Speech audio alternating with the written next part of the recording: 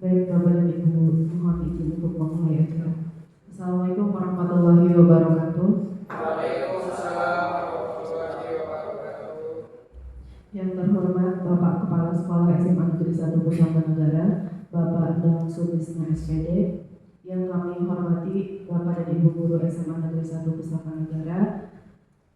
Alhamdulillahirrabbilalamin, puji syukur kehadiran Allah Subhanahu wa Ta'ala karena atas rahmat dan karunia-Nya serta curahan limpah dan kasih sayangnya, sehingga kita semua pada hari ini bisa kembali berkumpul dalam kegiatan penyebaran pemahaman dan pengalaman penerapan budaya positif dari calon guru penggerak SMA Negeri 1 Pusaka Negara Angkatan 10, yaitu Bapak Asep Sugandi SPD MPD. Salawat beserta salam semoga senantiasa tercurah limpahkan kepada junjungan Nabi Muhammad SAW, kepada keluarganya, para sahabatnya, dan kepada kita semua sebagai pengikutnya. Memasuki acara yang pertama, marilah bersama-sama kita buka acara ini dengan bersama-sama membacakan hamdalah, basmalah maksud kami. Bismillahirrahmanirrahim.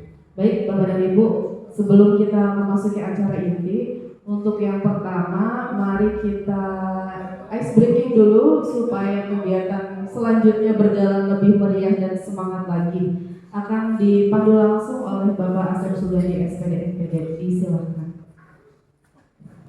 Mohon izin untuk berdiri. Bismillahirrahmanirrahim. Assalamualaikum warahmatullahi wabarakatuh. Waalaikumsalam warahmatullahi wabarakatuh. Alhamdulillah wa syukurillah wa ni'matillah la haula wa la quwata illa billah. Amma ba'du. Yang saya hormati Bapak Kepala Sekolah SMA Negeri 1 Pusaka Negara, yang saya hormati rekan-rekan Wakil Kepala Sekolah SMA Negeri 1 Pusaka Negara, yang saya hormati, yang saya banggakan rekan guru beserta staf karyawan tata usaha SMA Negeri 1 Pusaka Negara. Alhamdulillah, kita panjatkan puji syukur kehadirat Allah Subhanahu wa Ta'ala, yang mana pada siang hari ini kita bisa berkumpul dalam rangka penyebaran pemahaman atau menyebarkan pemahaman dan pengalaman penerapan budaya positif. Mudah-mudahan pemahaman ini kita bisa terapkan ya di sekolah kita, dan kita bisa bersama-sama membudayakan budaya positif yang ada di sekolah kita. Sholawat serta salam semoga selalu tercurah kepada baginda Habibana wa Nabiyina Muhammad sallallahu alaihi wasallam, kepada keluarganya, sahabatnya, mudah-mudahan sahabat kita, kepada kita sebagai pengikutnya yang selalu senantiasa mengamalkan ajarannya.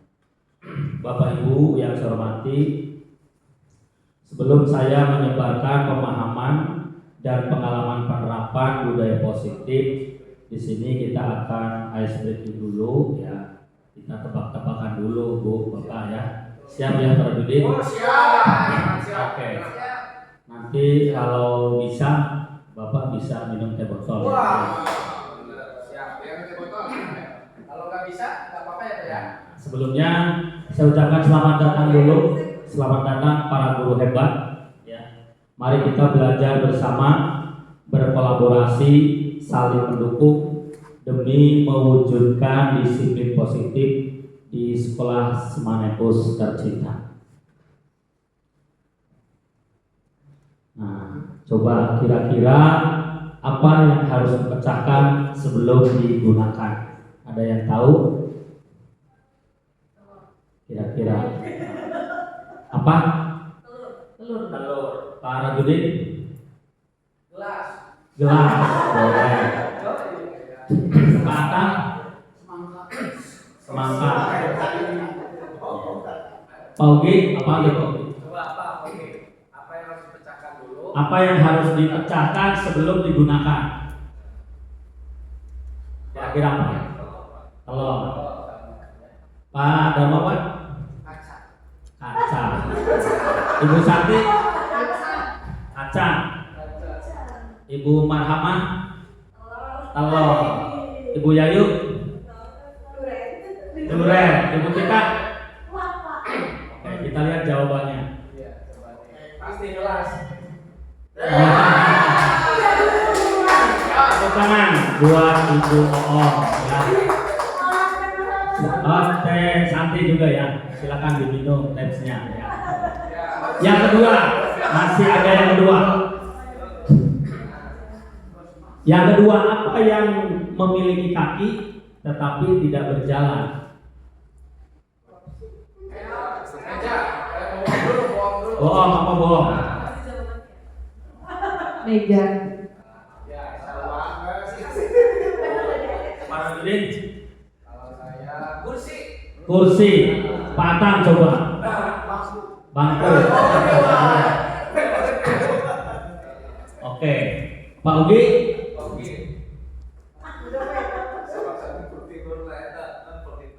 Furnitur. Kursi ya. Pak Darmawan.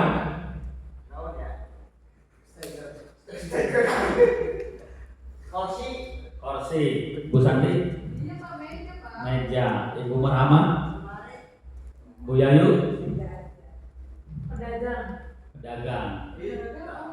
Oke. Apa yang memiliki kaki tetapi tidak berjalan? Kita lihat jawabannya. Nah, tepuk tangan buat kita semua.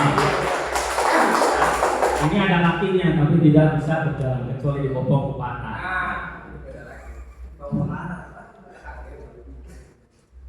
Oke, cukup ya. SPT-nya cukup ya. Baik, sebelum kita ke pemahaman budaya positif, di sini untuk konsep utama modul budaya positif itu yang pertama yaitu perubahan paradigma belajar ya di era digitalisasi sekarang yang sesuai dengan filosofi KHD ya di Dewantara. Kemudian disiplin positif, yang ketiga kebutuhan dasar manusia, bahwa manusia itu ternyata memiliki kebutuhan dasar ya yang dimiliki oleh seluruh manusia.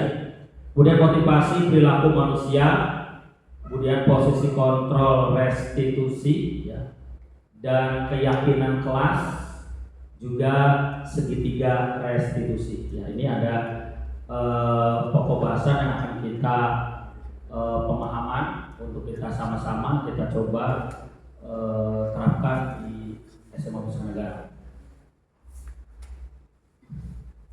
Nah, apa itu pembelajaran dengan paradigma baru? Yaitu pembelajaran dengan yang dirancang ya, dengan paradigma baru yang dirancang berdasarkan prinsip pembelajaran yang terdiferensiasi sehingga setiap siswa belajar sesuai dengan kebutuhan dari tahap perkembangannya untuk mewujudkan profil pelajar Pancasila. Jadi di sini kita dalam proses pembelajaran itu disesuaikan dengan kebutuhan. Selama ini kita terkadang mengeneralisir siswa, tidak melihat kebutuhan siswa itu bagaimana. Nah, maka dari itu kita coba dengan pemahaman sedikit demi sedikit, kita coba pembelajaran ini disesuaikan dengan kebutuhan dasar manusia, yaitu dari siswa, dan diharapkan ini dapat mengembangkan atau mewujudkan yang sesuai dengan profil pelajar Pancasila. Nah, student center berbasis bukan teacher center lagi, kita coba dengan berpihak pada murid. Kemudian untuk disiplin positif, dalam budaya kita makna kata disiplin itu dimaknai sesuatu yang dilakukan seseorang pada orang lain untuk mendapatkan kepatuhan. Nah, ini yang mungkin kita agak miss gitu ya. Nah, sekarang kita coba luruskan sesuai dengan makna dari Ki Hajar Dewantara. Ternyata disiplin itu cenderung menghubungkan kita dengan ketidaknyamanan. Ini yang kita sering kita lakukan dari dulu ya sampai sekarang. Ya. Nah ternyata kita sebagai pendidik, tujuan kita adalah menciptakan anak-anak yang memiliki disiplin diri sehingga mereka bisa berperilaku dengan mengacu pada nilai-nilai kebajikan universal dan memiliki motivasi intrinsik bukan ekstrinsik. Nanti saya akan jelaskan ya berikut dengan contohnya apa sih motivasi yang intrinsik atau motivasi ekstrinsik. Di mana disiplin positif ini merupakan salah satu cara penerapan disiplin yang bertujuan untuk menumbuhkan kesadaran serta memberdayakan anak untuk melakukan sesuatu tanpa sogokan, ancaman, dan hukuman. Ya. Jadi penerapan disiplin positif ini kalau kita mengacu dengan filosofi Kadariwatara ini supaya anak itu bisa memiliki disiplin diri. Dia bisa mengakui atau penuh dengan kesadaran bahwa dia telah melakukan kesalahan dan bisa kita perbaiki, bisa diperbaiki kira-kira tanpa ada sogokan ataupun ancaman atau hukuman. Ya. Selama ini yang kita sudah terapkan dari kesiswaan itu kita mencoba untuk menyepakati kesepakatan. Ya, kita konsekuensi kalau dalam ini. Jadi hukuman penghargaan yang selama ini kita lakukan dulu itu memang ternyata anak lebih akibatnya luar biasa Bapak Ibu. Nah di sini kita coba sedikit demi sedikit kita arahkan, kita coba dalam prosesnya itu dengan peraturan nanti diganti dengan konsekuensi ya, ke depan. Nah, apa itu kebutuhan dasar manusia yang tadi kita diharapkan ke depan itu dalam proses pembelajaran harus melihat kebutuhan dari siswa. Kebutuhan dasar manusia. Yang pertama bertahan hidup. Nah, tentu ini masing-masing manusia ya baik yang berprofesi apapun ya kita di dunia ini harus bisa bertahan hidup. Ya, yang petani, yang pedagang, yang guru, ya, yang semua profesi yang baik pada saat kita lahir berarti kita harus bisa mempertahankan hidup kita ya. Sehingga sampai sekarang kita bisa hidup dengan layak seperti ini. Artinya ini ternyata merupakan kebutuhan dasar manusia. Yang kedua, kasih sayang dan rasa diterima. Tentu semua orang, semua manusia, semua siswa itu ternyata memiliki rasa kasih sayang, pengen disayang oleh orang tua, pengen disayang oleh sesama teman, pengen disayang oleh guru, pengen disayang oleh ibu-ibu, bapak-bapak dan semuanya. Ini ternyata kebutuhan dasar yang melekat di setiap siswa atau di setiap orang. Yang kedua, penguasaan. Penguasa di sini berarti kita semua siswa itu ternyata memang pasti dia akan menguasai sesuatu. Ya, tidak mungkin dari semua aspek ya, semua ilmu atau semua mapel itu pasti ada siswa yang memang menguasai. Dan itu sudah menjadi kebutuhan dasar dari siswa. Yang keempat, kebebasan. Nah, di sini ternyata ini dari kebutuhan dasar juga dari kebebasan. Jadi kita dalam proses belajar, jadi siswa juga ya memang membutuhkan suatu kebebasan. Makanya ada kadang-kadang anak kalau ditekan ya itu malah jadi lepas karena memang sesungguhnya setiap siswa itu, setiap orang itu memiliki sifat atau kebebasan. Kita ingin bebas. Ya. Yang kelima yaitu kesenangan. Nah, ternyata kesenangan ini sebagai kebutuhan dasar yang harus dimiliki oleh setiap orang. Dan ini kita harus senang dimanapun, di sekolah, di rumah, ya di lapangan, di semuanya. Nah ini yang harus kita pahami bersama. Kita harus sadar bahwa manusia itu memiliki 5 kebutuhan dasar yang harus kita kita gali. Kemudian 5 kebutuhan dasar ini Motivasi selanjutnya adalah motivasi perilaku manusia.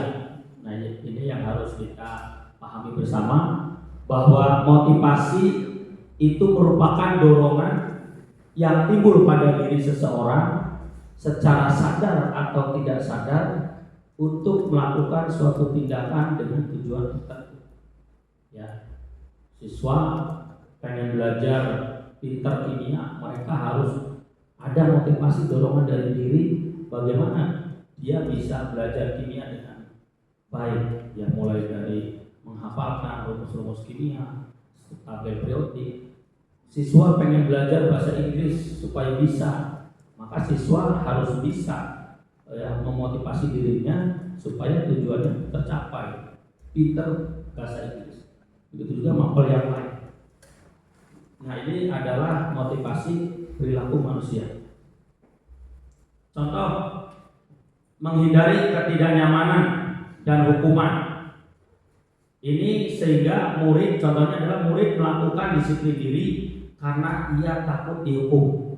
Ini merupakan motivasi ekstrinsik. Nah, ini yang tadi motivasi ekstrinsik itu contohnya murid melakukan disiplin diri karena ia takut dihukum. Ya, kayak tadi kita keliling dengan Farojudin. Ya, siswa itu tidak yang rambutnya panjang. Nah, jangan sampai siswa itu melihat Farojudin itu motivasinya motivasi ekstrinsik. Tapi bagaimana menimbulkan bahwa kerapihan, kenyamanan itu perlu dan itu merupakan kebutuhan dasar manusia dan mereka supaya sadar. Jadi usahakan motivasinya motivasi intrinsik dari dalam diri, bukan karena ada Farojudin bawa gunting. Nah, akhirnya anak jadi takut.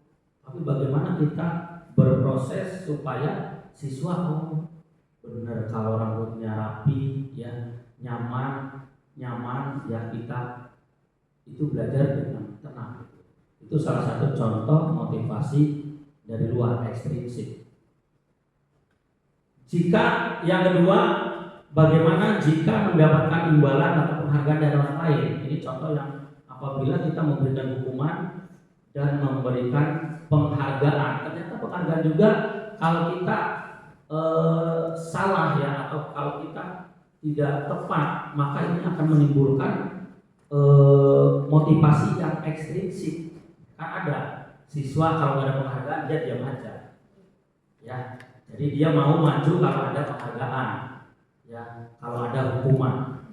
Nah, ini ternyata murid melakukan disiplin diri karena ia ingin mendapat imbalan.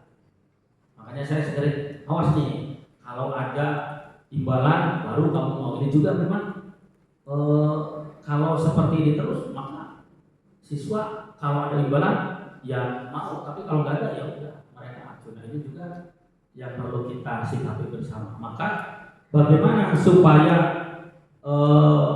kita bisa mendidik siswa untuk muncul motivasi intrinsik itu dengan menghargai nilai-nilai kebajikan universal. Ya, ternyata nilai-nilai kebajikan universal ini salah satunya adalah tanggung jawab. Ya. Dengan melakukan ini disiplin diri karena dia sadar, ya, dia sadar akan nilai kebajikan dirinya. Nah, salah satu contoh tadi yang rambutnya panjang.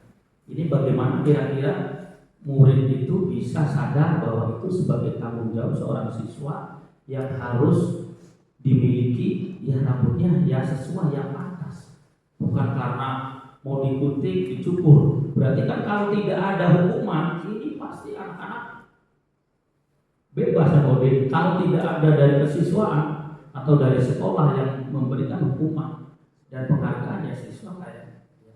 Makanya perlu kita coba ke depan sedikit demi sedikit kita bersama-sama untuk menghargai nilai-nilai kebajikan universal di sekolah kita.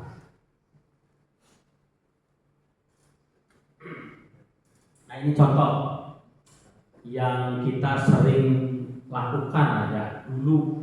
Sekarang kita sudah mulai sedikit demi sedikit karena Farojudin di sini sebagai guru penggerak angkatan 9 yang salihah itu luar biasa, sudah mulai sedikit demi sedikit ya untuk mencoba menerapkan disiplin yang tuntas atau yang berhasil. Ini contoh konsep disiplin dengan identitas gagal.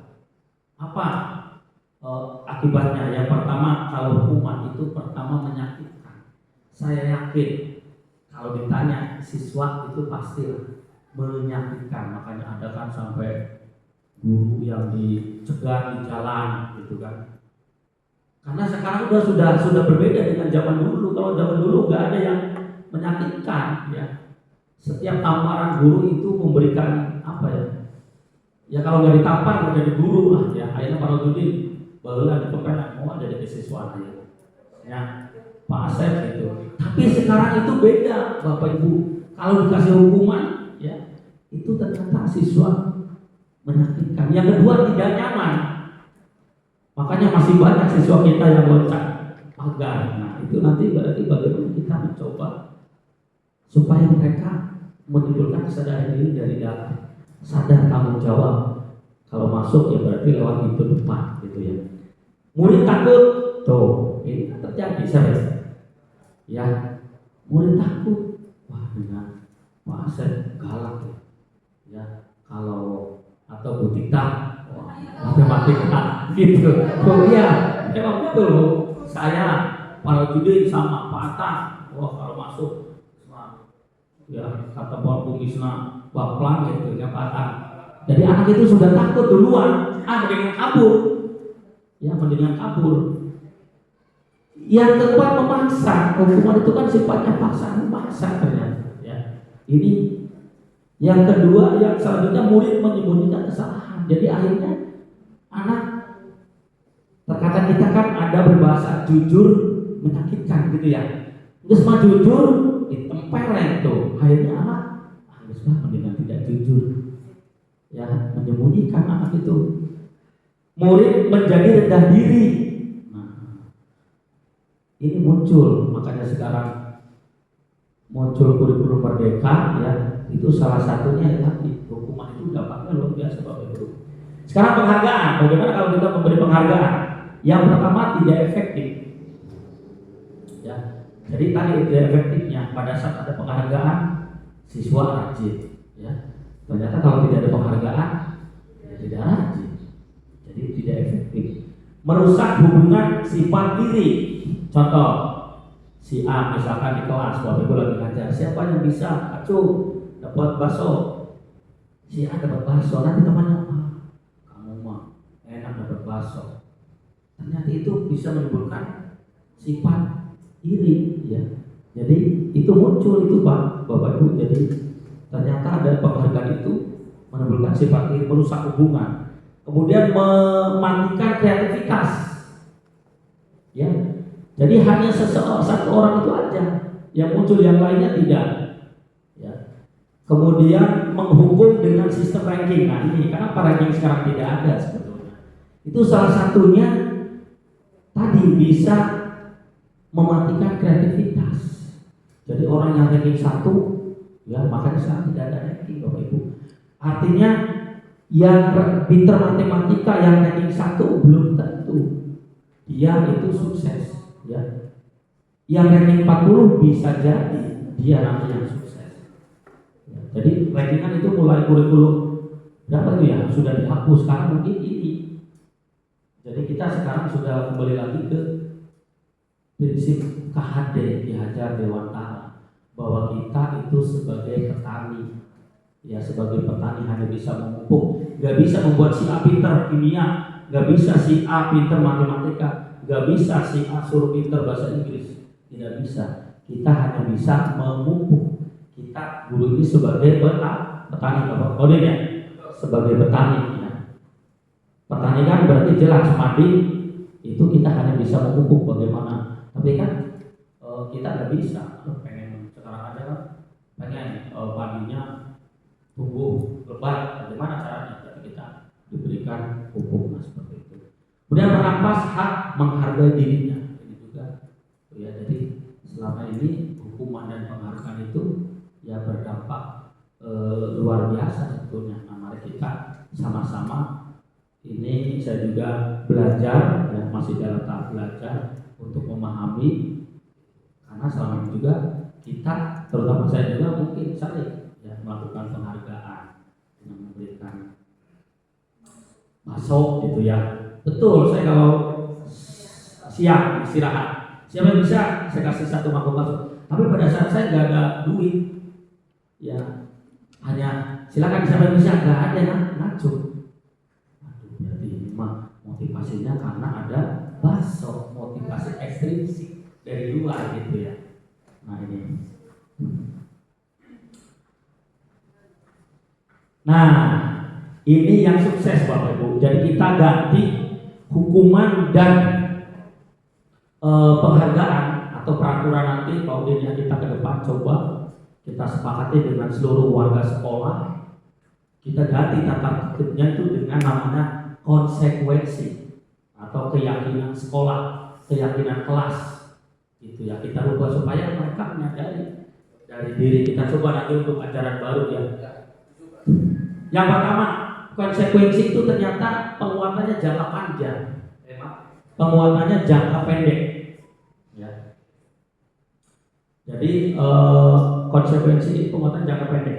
Kemudian perlu monitoring. Jadi memang harus ada monitoring. Kalau hanya satu atau para bikin saja, ya, atau beberapa orang saja, wakil saja, kita perlu monitoring bersama-sama, mulai dari TU, ya, guru dan semuanya. Monitoringnya menjadi berkelanjutan. Kemudian ada stimulus respon. Ya, jadi di sini memang harus ada stimulus dengan respon dari kedua belah pihak ya, antara siswa dengan pihak sekolah. Kemudian murid ini akan menghormati peraturan. Jadi kalau dengan konsekuensi itu murid itu akan menghormati peraturan. Kemudian kehilangan waktu untuk merenungi kesalahan. Nah ini lebih bagus lagi, restitusi. Restitusi ini murid akan bertanggung jawab untuk perilakunya.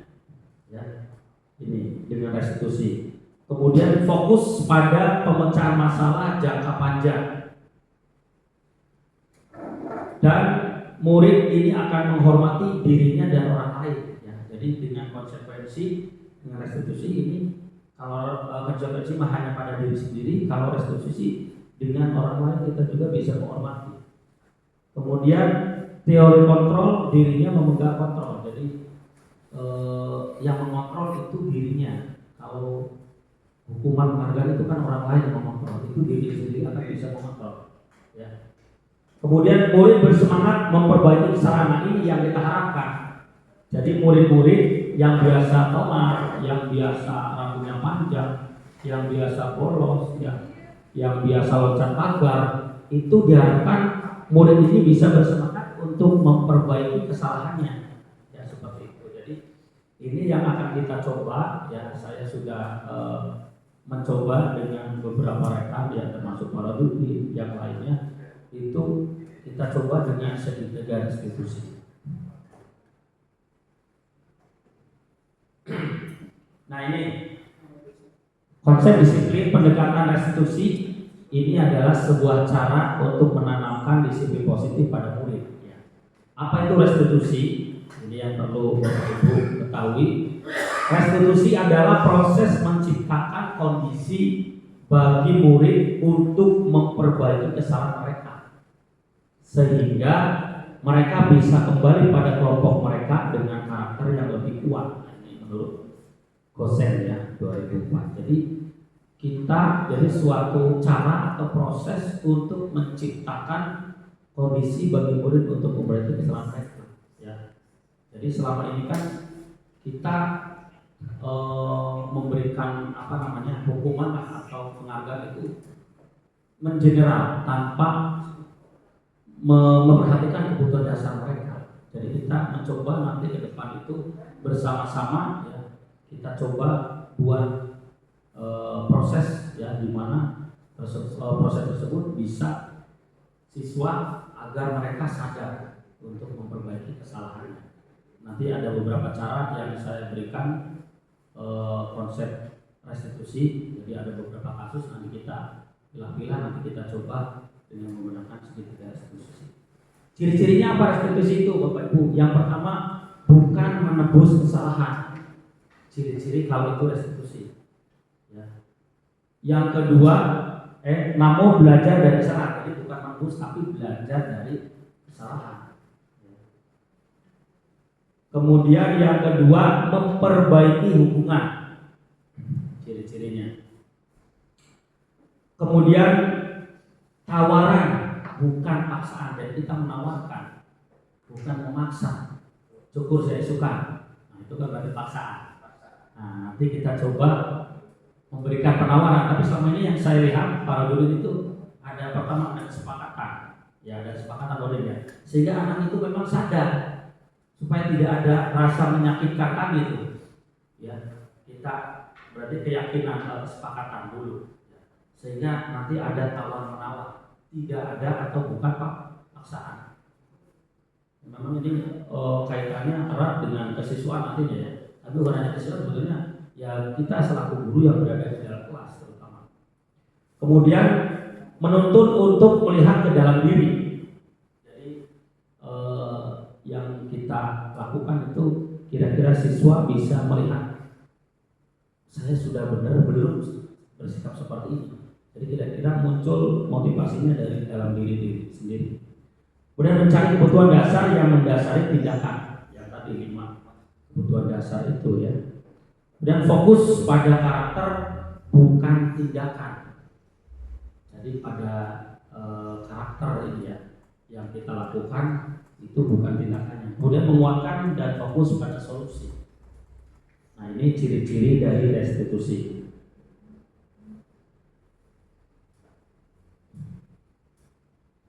Nah, sekarang perbedaan. Ini yang contoh real ya, contoh real aja yang kita lakukan. Contoh kasus siswa sering tidak mengerjakan PR atau tugas. Ya, ini tentu Bapak Ibu sudah mengalaminya semua. Yang sering kita lakukan, kalau siswa dikasih hukuman, maka guru akan menghukum siswa tersebut hormat bendera, misalkan hormat bendera selama 10 menit. Ya. Atau guru marah dan murid menjadi takut. Nah, kalau kita berikan konsekuensi pada siswa, maka guru memberikan konsekuensi untuk mengerjakan PR tugasnya saat istirahat atau dikerjakan sebanyak 2 kali lipat. Nah, kita coba dari hukuman kita ganti konsekuensi saja dengan memberikan konsekuensi. Itu pun nanti harus didahului dengan kesepakatan kelas nantinya tuh ya. Nanti hubungannya dengan kesepakatan supaya siswa ya menghargai diri sendiri ya, dan dia bisa bertanggung jawab sebanyak 2 kali lipat. Atau guru tegas dan siswa menghormati peraturan. Ya, jadi kita memberikan konsekuensi ya dengan guru bersikap tegas, maka siswa akan menghormati peraturan.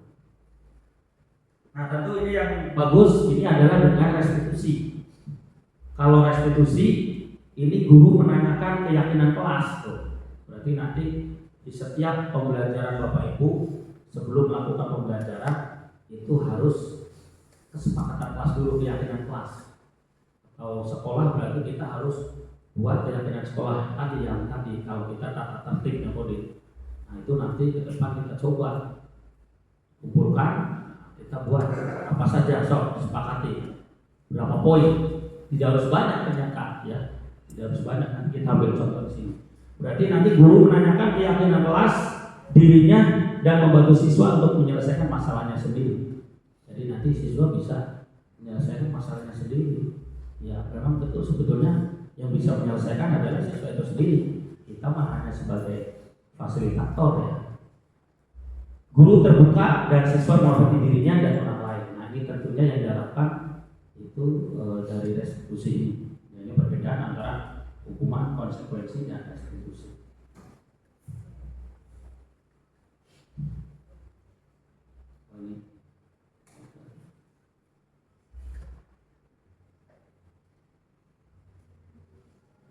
Ini udah ya. Ini yang tadi sukses. Nah, ini 5 posisi kontrol restitusi. Ternyata kita itu kebanyakan ada di nomor berapa kira-kira Bapak Ibu? Oh, ini ada di nomor berapa nih? Kayaknya sih kalau saya sih kayaknya lebih dekat ke nomor 1 kayaknya. 1 ya. Iya. Tatan, Nah, nomor berapa Tatan? yang baik biasanya nomor seberapa? Jangan nomor 6. Nomor 2. Pak Egi, kalian guru BK. Guru BK biasanya Coba. posisi kontrolnya di mana nih? Saya di nomor 4. Nomor 4 pemantau. Banyak pemantau. Bu Tita di mana Bu Tita? 1 dan 2 bohong. 2. Nah ini ternyata Pak Wawan, ya Pak Wawan. Nomor berapa Pak Wawan? 3 kayak 3. 3, teman ya.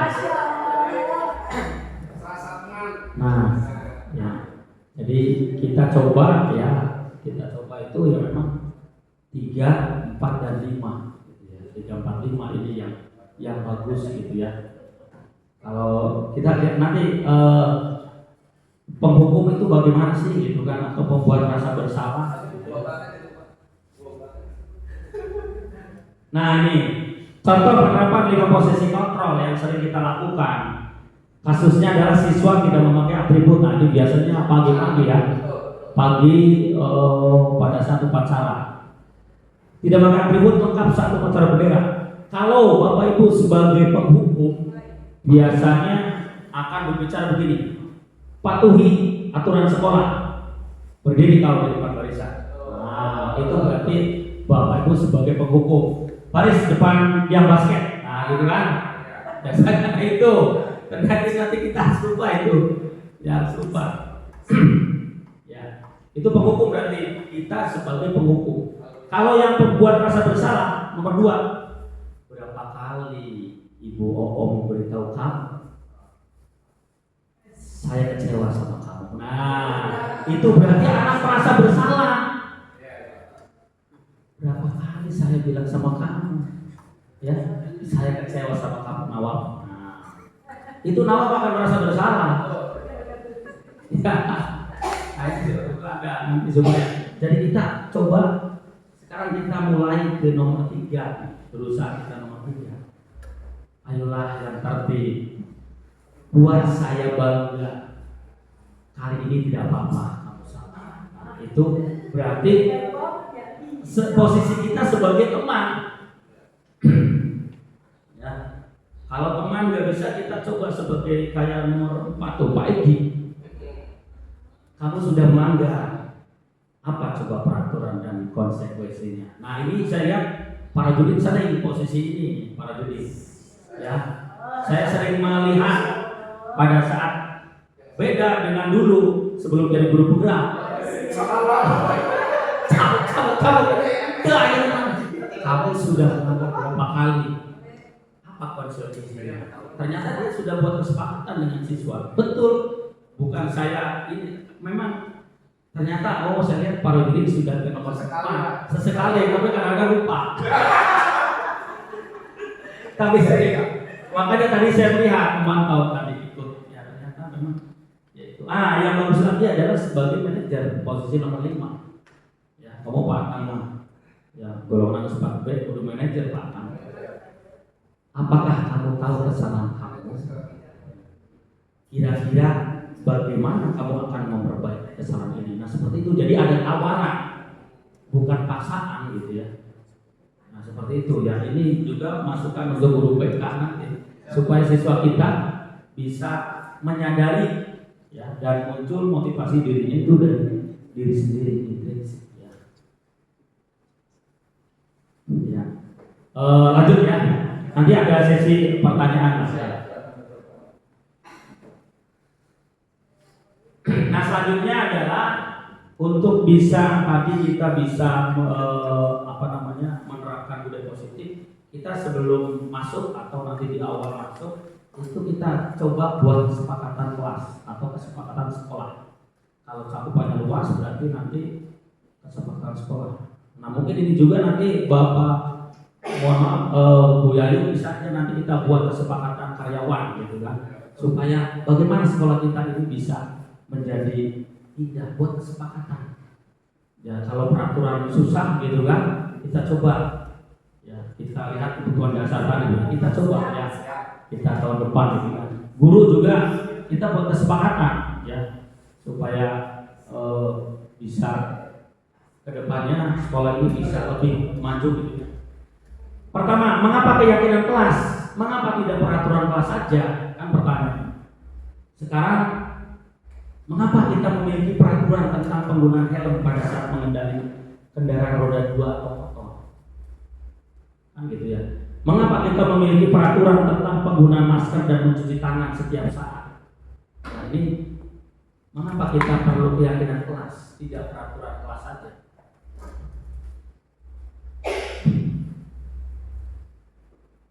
Nah ini contoh keyakinan kelas yang Bapak Ibu bisa lakukan nanti di kelas atau di seperti kalau saya ambil contoh yang di dalam atau dengan siswa. Kalau sekolah berarti nanti kita sepakatinya saja.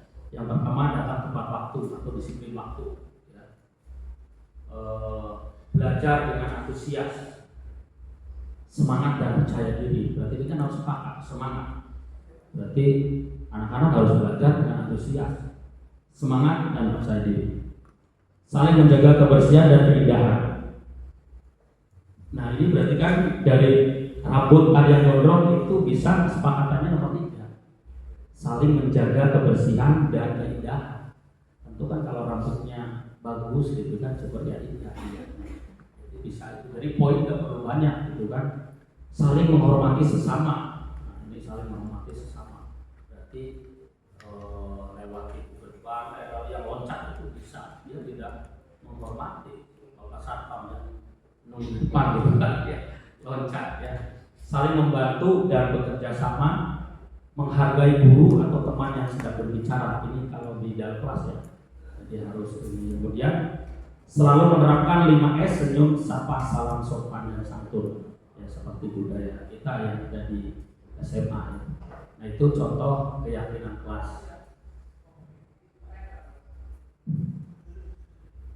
Nah ini bagaimana pembentukan keyakinan kelas? Nah, nanti ini bisa kita terapkan. Yang pertama lebih abstrak dari peraturan. Jadi pembentukannya ini harus lebih abstrak dari peraturan, berupa pernyataan universal, berarti yang menyeluruh ya, yang umum. Kemudian dibuat dalam bentuk positif dan sedikit aja, kemudian ingat, jadi jangan banyak-banyak ya, jadi sedikit sesuai dengan kondisi kelas atau sekolah agar mudah diterapkan dan semua warga sekolah dilibatkan saat membuat. Jadi memang selama ini kan yang membuat kesiswaan ibaratnya kan, siswa hanya tinggal mengikuti. Nah itu ternyata banyak pelanggaran. Kita coba gitu kan dengan restitusi, dengan keyakinan kelas, ya, keyakinan sekolah berarti kan, keyakinan guru berarti nanti kita buat ya, supaya ya, semuanya dilibatkan untuk membuatnya. Nah ini segitiga restitusi yang tadi. Jadi segitiga restitusi itu ada validasi tindakan yang salah, menanyakan keyakinan, dan menstabilkan identitas. Ya. Ini segitiga restitusi. Kita semua akan melakukan hal terbaik yang bisa kita akan lakukan. Jadi intinya kita memvalidasi tindakan yang akan kita lakukan, ya, dan itu tindakan yang paling baik. Kemudian validasi tindakan yang salah. Ini contoh. Validasi tindakan yang salah, semua perilaku memiliki alasan.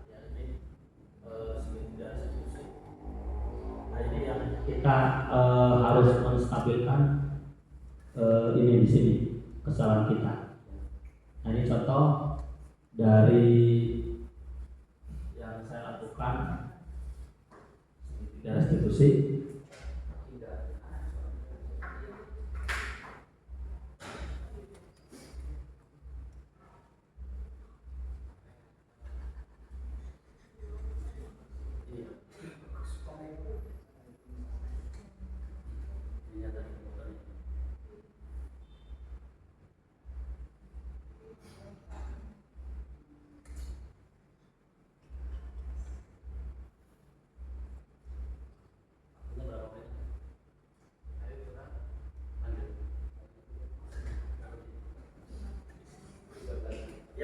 ini contoh yang saya lakukan.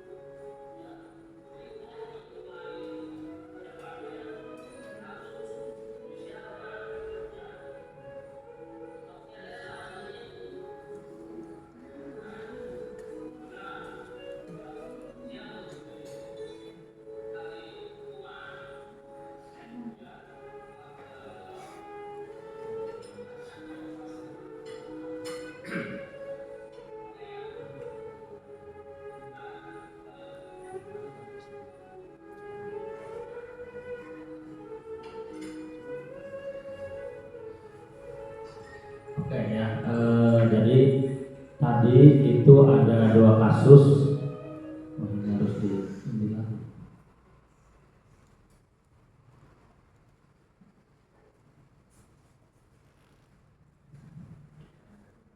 Jadi Bapak Ibu bisa kita bedakan tadi ya. Coba mungkin ada yang bisa menjelaskan. Pak Rodudi tadi segitiga yang saya lakukan tadi seperti apa? Mungkin bisa jelaskan.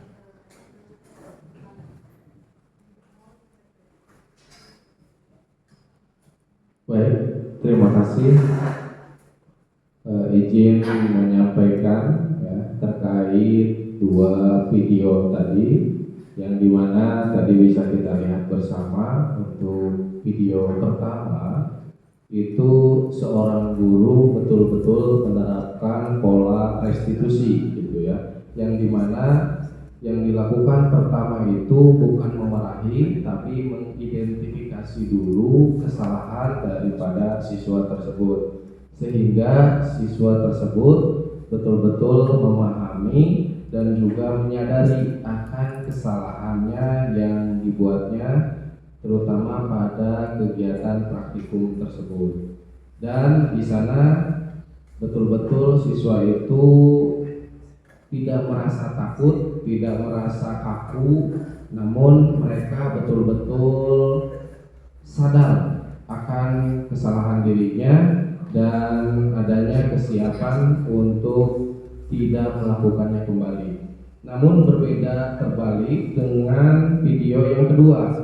Kalau di video yang kedua kita bisa lihat bersama, di sana pola restitusi itu tidak terlihat karena di sana betul-betul pola penghukuman yang ada. Di sana guru langsung menyampaikan tentang kesalahan siswa tanpa mendengar terlebih dahulu atau mengidentifikasi dulu terhadap kesalahan siswa tersebut, sehingga muncul percekcokan gitu ya. Bahkan siswa tersebut tadinya itu tidak mengetahui dan tidak menyadari akan kesalahannya. Bahkan siswa tersebut itu merasa betul dengan apa yang telah dilakukannya, sehingga guru pun di situ sampai dengan marah ya. Dan siswa otomatis kalau guru sudah mulai merasa marah ataupun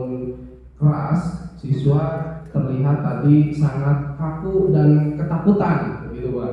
Jadi siswa itu akhirnya bukan menyadari akan kesalahannya, tapi justru mereka itu takut gitu ya. Justru mereka itu takut karena kemarahan dari gurunya tersebut, sehingga pola dia dalam menyadari kesalahan itu sedikit terpaksa gitu ya, terpaksa ngaku salah gitu karena takut dimarahi gitu Pak ya. Beda dengan yang pertama tadi, mereka langsung menyadari dan langsung siap tidak akan mengulanginya. Tapi kalau yang kedua itu dimana siswa itu terpaksa gitu ya, terpaksa untuk tidak akan mengulanginya lagi karena takut dimarahi gitu ya, karena gurunya galak atau sampai dengan memukul meja. Bayangkan kalau yang dipukulnya itu adalah mukanya mungkin gitu ya. Nah itu bisa kita lihat bersama. Mungkin seperti itu Pak ya, pandangan saya terhadap video tersebut. Baik, terima kasih. Berikan aplaus buat para juri ya. Mungkin untuk tanggapan, saya minta tanggapan dari Bu Tika, maka dengan video restitusi yang tadi ya.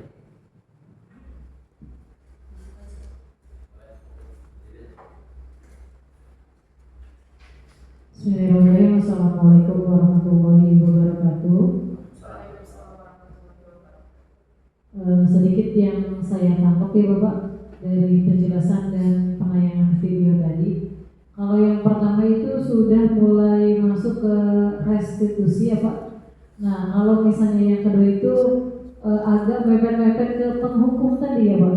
Nah karena ya betul, kalau misalnya yang restitusi itu si siswa akan merasa bersalah dan sedikit bertanggung jawab atas apa yang telah dia lakukan. Itu yang pertama. Dan betul sekali tadi apa yang dikatakan Pak Rujudin, siswa itu tidak merasa takut gitu. Mungkin ada sedikit rasa segan karena dia telah melakukan sebuah kesalahan, itu yang video pertama.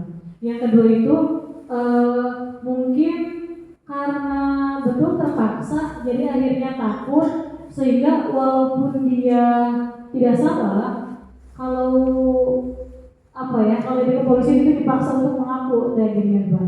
Nah jadi kalau misalnya di sini berarti walaupun anak itu nggak salah atau bawa-bawa teman, jadi daripada dihukum atau dimarahin lebih galak sama gurunya, lebih baik mengaku dengan terpaksa. Dan yang mungkin kesadaran akan kesalahannya itu sedikit gitu, tidak seperti yang pertama tadi. Paling seperti itu, Bapak. Terima kasih. Terima kasih, berikan aplaus buat Ibu Eka ya. Terima kasih atas tanggapannya ya. Tadi Bapak Ibu sudah bisa lihat bahwa untuk tayangan yang pertama ya, yang diharapkan itu restitusi itu pada video pertama ya. Jadi kita mencoba untuk mengidentifikasi terlebih dahulu, jangan langsung menjudge ya, kesalahannya apa dan lain sebagainya, sehingga diharapkan siswa itu sadar, menyadari bahwa apa yang dilakukan itu salah dan dia bisa memperbaiki ya, memperbaiki kesalahannya, bukan menebus kesalahan tapi untuk bisa memperbaiki kesalahan di kemudian hari ya. Nah, sebelum nanti kita tutup, nanti saya serahkan ke pembawa acara untuk ada sesi yang sebelum menutup itu nanti tanya jawab dan diskusi. Di sini dalam penerapan program misi positif itu hendaknya memiliki standar kepribadian, profesional dan sosial yang baik, di mana guru mampu berefleksi pada posisi kontrolnya saat ini, bagaimana perjalanan dirinya sebagai seorang among, ya, posisi manajer. Jadi selama ini memang kita mengajar itu cara melakukan refleksi. Ya, kita langsung ya materi beres, tutup gitu ya. Jarang, terutama saya mungkin Bapak Ibu masih. Nah, kita coba nanti dengan pemahaman bersama bagaimana menerapkan disiplin positif di sekolah kita, diharapkan ke depan ya semua guru, ya semua karyawan, tata usaha, siswa itu bisa memahami dan kita bisa melakukan ya posisi kontrolnya itu sebagai posisi manajer yang akan menuntut murid-murid menjadi insan yang mandiri, merdeka dan bertanggung jawab, dan ini sesuai dengan tujuan standar nasional pendidikan kita ya. Semoga sesi belajar kita hari ini membawa manfaat sehingga dapat mewujudkan pelajar berprofil Pancasila salam merdeka belajar. Ya, selanjutnya saya tutup pemaparan materi, saya serahkan ke Ibu Oom selaku pengatur acara. Wassalamualaikum warahmatullahi wabarakatuh. Baik, pemaparan yang sangat luar biasa dari Bapak Asep Sujadi selaku calon guru penggerak SMA Negeri 1 Pusaka. Untuk selanjutnya sesi tanya jawab, mungkin barangkali dari Bapak dan Ibu ada yang mau menyampaikan tanggapan tentang pemaparannya secara keseluruhan atau pertanyaan-pertanyaan yang perlu disampaikan, dipersilakan. Pak Rojudin bisa.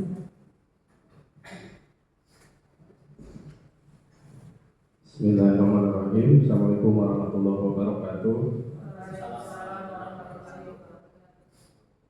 Alhamdulillah, tadi saya berada di sesi ini sehingga banyak sekali pembelajaran ataupun ilmu yang didapat, terutama dalam penanganan ataupun proses-proses teknik pembelajaran, penanganan siswa ataupun yang lainnya.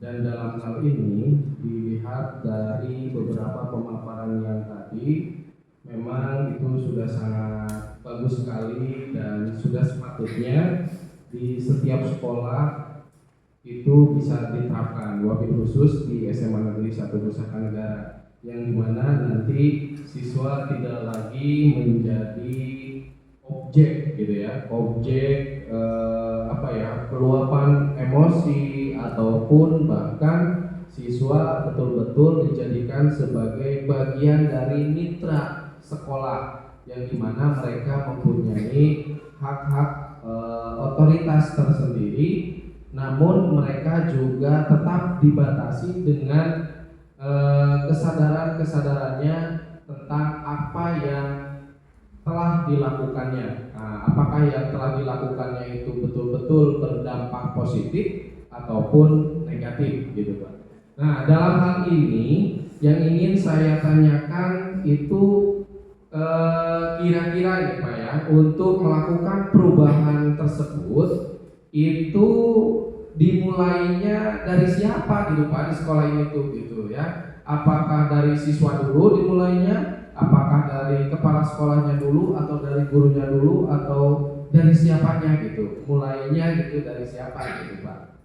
Kira-kira supaya apa yang tadi ditekankan ataupun yang tadi diharapkan itu betul-betul bisa kita wujudkan gitu ya, terutama di SMA Negeri 1 Pusaka Negara ini. Jadi intinya dimulai dari siapa gitu Pak? Apakah dimulai dari diri sendiri atau dimulai dari orang lain atau dimulai dari siapa gitulah intinya gitu Pak, supaya sekolah SMA Negeri 1 Pusaka Negara itu betul-betul bisa menjadi panutan ya, teladan dan juga bagian yang telah menerapkan restitusi terhadap siswa-siswinya. Itu saja Pak, terima kasih. Bila taufiq wal hidayah. Assalamualaikum warahmatullahi wabarakatuh. Baik, langsung saya tanggapi ya. Terima kasih Pak Radudin atas tanggapan dan pertanyaannya. Tentu memang untuk budaya positif ya, atau untuk melakukan budaya positif seperti yang sudah saya pelajari di modul 1.4, dan ini saya harapkan memang bukan hanya dalam pembelajaran pendidikan guru penggerak ya, tetapi bisa kita implementasikan di dalam kehidupan sehari-hari ya, seperti di modul 1.4 bahwa kita mulai dari diri sendiri ya. Jadi mulainya dari sendiri karena kita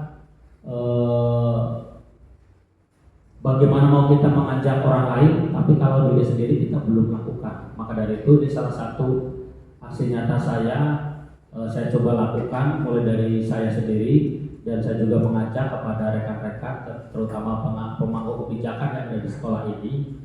Insya Allah ini kalau kita terapkan, saya yakin kalau kita terapkan mulai dari yang lingkup kecil aja, mulai dari diri sendiri ya, kemudian lingkup kecil lagi keluarga, kemudian nanti di sekolah kelas sebagai kita tanggung jawab sebagai seorang guru, kemudian kita masuk yang cakupannya lebih luas sebagai guru di sekolah, kalau tadi guru di kelas, guru di sekolah, dan kita sebagai ada tugas tambahan sebagai wakasek, dan lebih luas lagi kita sebagai pemegang di sekolah ini. Kalau kita mencoba menerapkan restitusi ini ya, insya Allah ke depan siswa-siswa kita ya mungkin akan semakin sedikit ya, mereka nanti banyak yang menyadari bahwa apa yang dia lakukan itu bisa, artinya apa yang dia lakukan itu salah dan bisa berusaha untuk memperbaiki. Jadi, mulainya dari diri sendiri ya, kemudian baru kita ke orang lain